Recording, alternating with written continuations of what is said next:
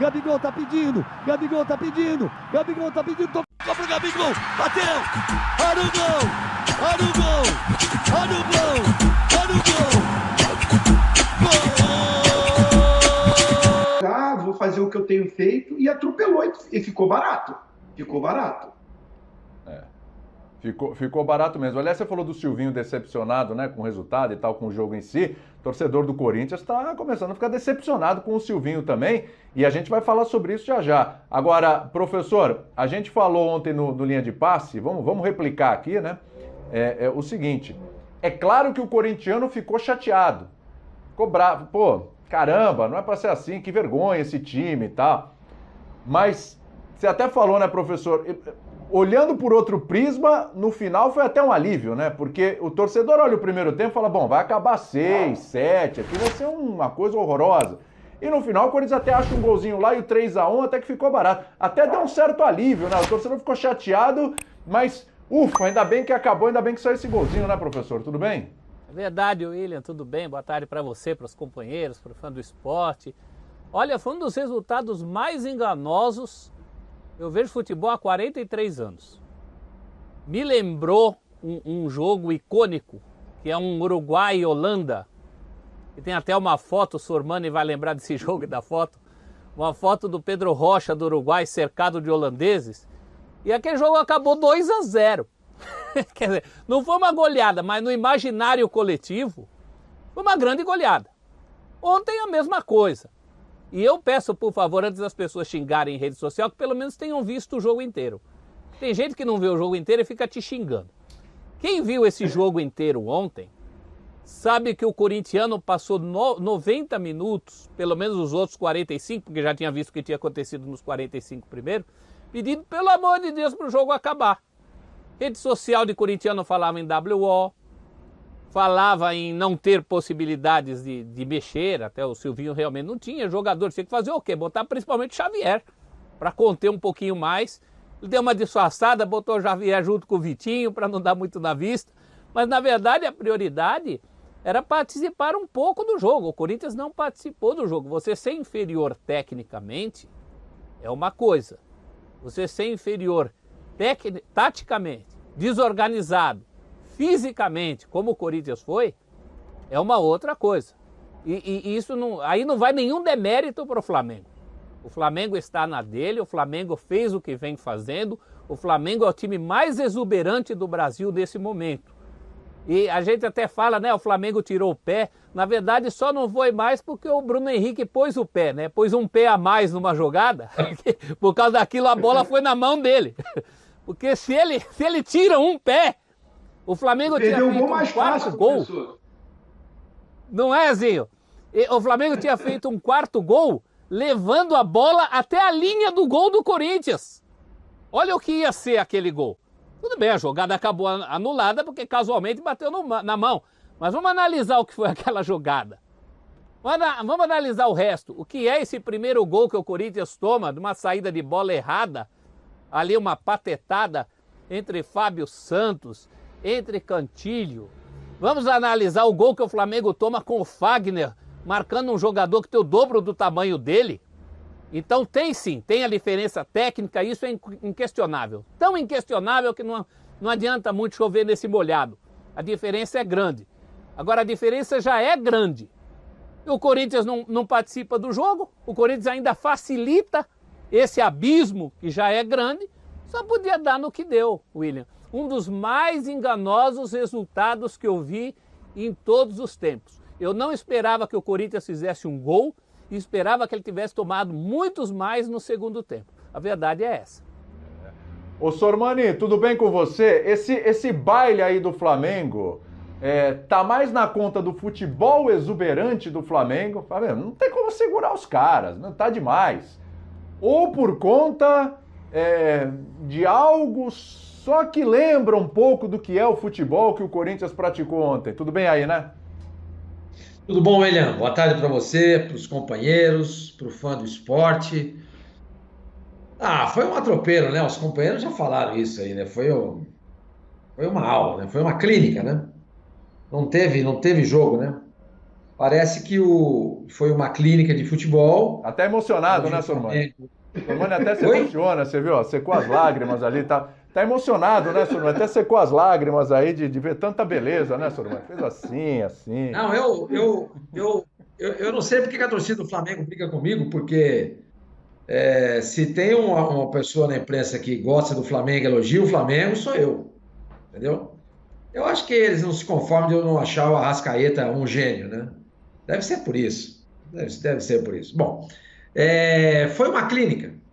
A impressão que dava é que reuniram as pessoas lá no Itaquerão e falaram assim, escuta, vamos fazer agora uma clínica de futebol. E quem que vai ser o sparring? Aproveita que é o Corinthians mesmo, Itaquera chama o Corinthians. O desnível foi muito grande. O Celso falou, resultado enganoso. Absolutamente enganoso. Quem viu o jogo e viu que era para muito mais do que foi. Aquele gol que o Bruno Henrique perdeu na escala David, ele é pior do que aquele gol que o David, porque o David conseguiu chutar a bola. Ele chutou fora. Concordo. O Bruno Henrique concordo. não chutou a bola. O Bruno Henrique furou. O jogador do nível dele, e quem está na seleção brasileira, não pode furar uma bola daquela. Eu, com a idade que tenho, jogando futebol, com os amigos no final de semana, dar uma furada dessa, é perdoável. Agora, o jogador de futebol profissional não pode furar daquele jeito. Ok, não fez falta. Poderia ter feito. Como é que é o gol daquele? Mas, na verdade, William, o que eu queria falar eu já falei aqui N vezes. Para mim, nenhum time se aproxima do Flamengo, nem Atlético, nem Palmeiras. Se todo mundo jogar o seu máximo, o Flamengo ganha tudo. O Flamengo ganha tudo. Não tem jeito. Não tem jeito. O time do Flamengo é melhor do que o do Atlético e do Palmeiras. É melhor. Até porque a proposta do Atlético e do Flamengo, a mim, é uma proposta muito mais... vai mais ao encontro do que o futebol pede, né? Não é que o futebol pede, é o que eu gosto, vai, pronto. É o futebol ofensivo, que marca lá na frente. O primeiro gol nasce desse jeito.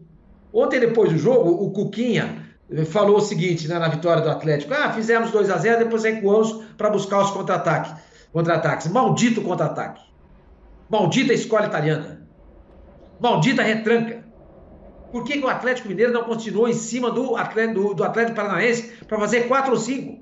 Não. Essa é a filosofia, essa é a mentalidade. Né? Essa é a mentalidade. O Flamengo não tem essa mentalidade. A mentalidade do Flamengo é fazer 1, 2, 3, 4, 5, 6. Se der para fazer 7, 8, faz também. Então isso me encanta. Como disse o Gabigol pro Gil. Exatamente, nós queremos fazer gol. Nós queremos fazer gol. Isso me encanta. Se o Flamengo estiver jogando, eu paro para assistir. Eu paro para assistir. Porque é o futebol que eu gosto. E engraçado, William, companheiros, eu ontem, quando acabou o jogo do Flamengo e Corinthians, meia hora depois começou o jogo do Santos com o Chapecoense. Parecia outro campeonato. Parecia outro campeonato. Não pareciam dois times que disputam o mesmo campeonato que o Flamengo disputa. Não parecia. O Flamengo joga um futebol que não pertence a esse campeonato. O Flamengo joga um futebol que pertence, talvez, a um campeonato europeu. Europeu. Ele está a 2 pontos. Se ele vencer os 2 jogos restantes, ele fica a 2 pontos do Palmeiras. Um jogo ainda por fazer contra o Palmeiras em São Paulo. O Flamengo só depende dele. Não depende mais de ninguém para ganhar esse campeonato. Até então, antes desse empate de sábado do Palmeiras com São Paulo, ele dependia de uma combinação de resultados, ou seja, que o Palmeiras tropeçasse. O Palmeiras tropeçou. E o Palmeiras, aliás, um jogo que para mim deveria ter perdido se não fosse a arbitragem. Depois, mais pra frente, a gente fala sobre isso. Mas, só para finalizar, o Corinthians está nessa situação, lamentavelmente, não é por causa do Silvinho e dos jogadores que lá estão. Eles também têm a sua parcela de culpa, claro. É decepcionante você ver o Silvinho com desempenho em casa de 1 vitória, 2 empates e 5 derrotas. Um aproveitamento de 21%. O pior da história do Corinthians. Decepciona. Eu esperava mais. Tanto que no começo do campeonato eu falei, vou colocar um asterisco aqui no Corinthians, eu quero ver um pouquinho o trabalho do Silvinho, porque acho que a contratação foi muito boa. Não rola. Não vai para frente. Os jogadores são fracos? São fracos. São fracos. Mas o Corinthians só está nessa situação por conta da administração do André Sanches e seu grupo. É por isso que o Corinthians está nessa situação. Porque o potencial do Corinthians é o potencial do Flamengo. O potencial do Corinthians é o potencial do Flamengo. Só que o Flamengo, no passado, teve um homem que arrumou a casa, chamado Eduardo Bandeira de Mello. Na formação de elenco, de futebol para competir, ele não foi tão competente. Mas ele foi muito competente do ponto de vista administrativo. Colocou a casa em ordem. E essa administração que chegou pós-Bandeira de Mello, pegou a casa em ordem, com dinheiro em caixa, e com a competência do Marcos Braz e do Bruno Spindel, montou-se um elenco que é uma coisa mais extraordinária. Mas como é que conseguiu montar esse elenco? Eles foram pedir, bateram de portão em portão pedindo jogador? Não. Eles foram lá e compraram. Por que compraram? Porque tem dinheiro.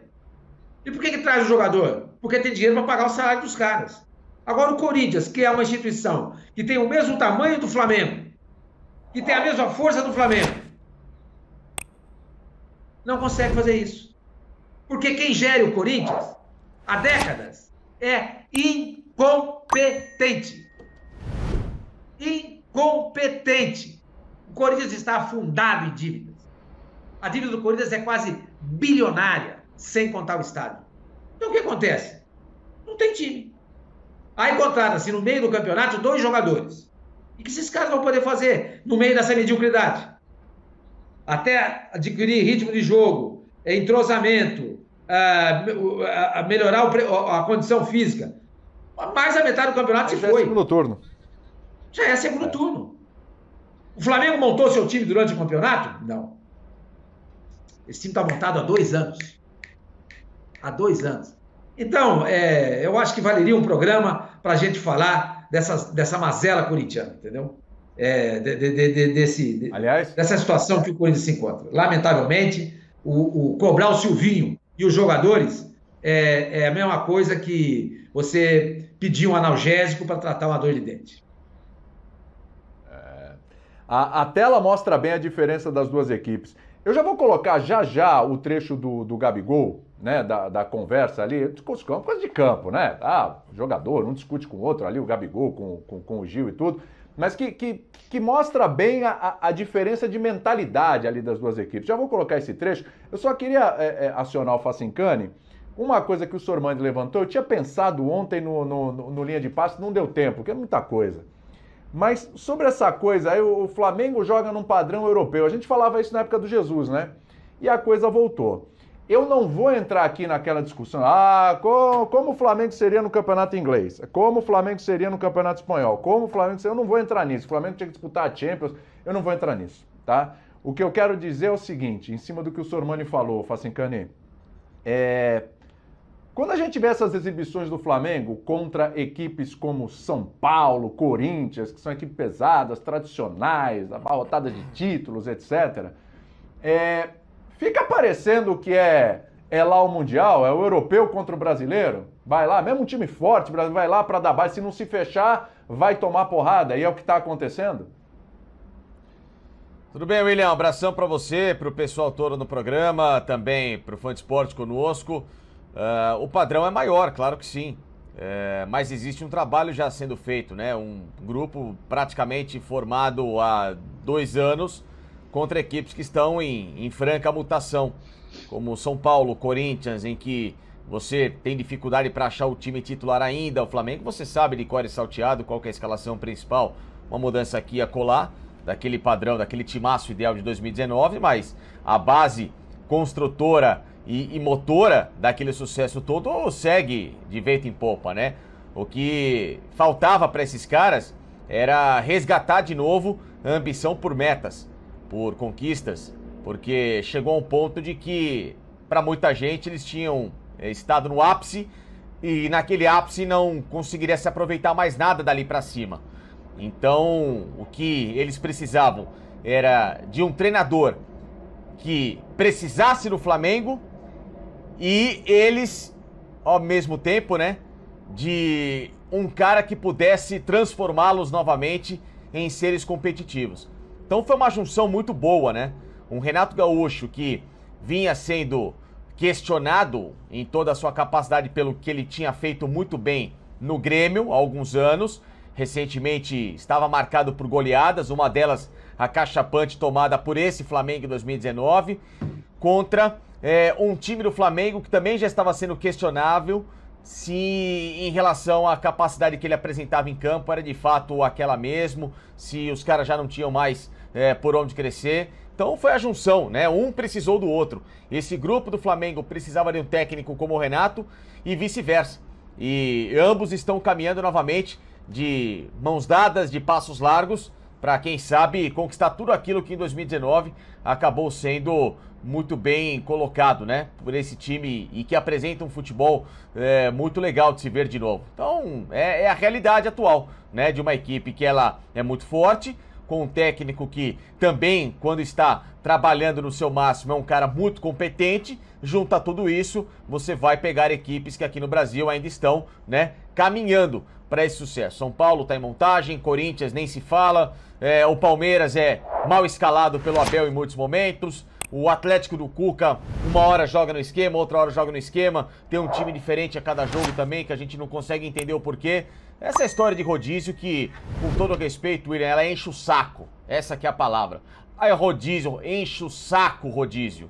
É muito chato o rodízio. Futebol tem time titular. Você joga com esse time titular. Você monta a base com esse time titular. As melhores equipes que eu vi na vida tinham times titulares. Ah, é porque é alternativo, porque não tem essa. Você faz base. A diferença do Flamengo para outros é porque há 2 anos ele tem um time titular e os outros ficam se pererecando com essa história de eu vou jogar uma hora com um jogo, uma escalação aqui, um esquema aqui, a colar piriri pororó e não se forma padrão e não se dá entrosamento. E aí reclamam que o Flamengo passa por cima quando ele coloca a força máxima em campo.